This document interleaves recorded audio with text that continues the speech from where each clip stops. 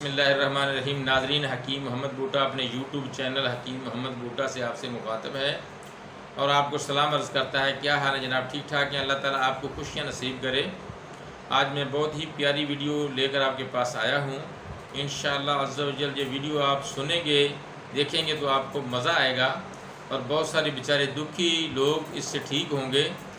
بہت سارے لوگوں کے موروں کا مسئلہ ہوتا ہے، موروں میں گیپ ہو جاتا ہے، تو اس کے لیے میں آج بہت ہی پیارا نسخہ لے کر آیا ہوں۔ اس سے قبل کہ میں آپ کو اپنا نسخہ بتاؤں، آپ سے گزارش ہے کہ اگر میرا یوٹیوب چینل حکیم محمد بوٹا آپ نے سبسکرائب نہیں کیا ابھی تک تو فوراً سبسکرائب کر لیجئے، لائک کیجئے، شیئر کیجئے اور بیل آئیکن پر کلک لازمی کیجئے گا تاکہ میری ہر نئی آنے والی ویڈیو آپ تک بر وقت پہنچ سکے۔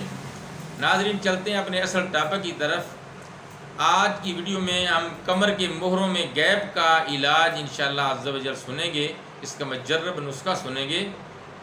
نمبر 1 پہ آپ نے لینی ہے کالی مرچ 5 عدد، نمبر 2 لونگ 5 عدد، نمبر 3 ادرک خشک پاؤڈر بنا ہوا 1 گرام لینا ہے، اور جو پہلی 2 چیزیں ہیں کالی مرچ اور لونگ، ان کو ابھی صفوف تیار کر لینا ہے۔ ان تینوں صفوف کو آپس میں مکس کر دینا ہے اور اس کا 1 چمچ صبح و شام تازہ پانی کے ساتھ استعمال کرنا ہے۔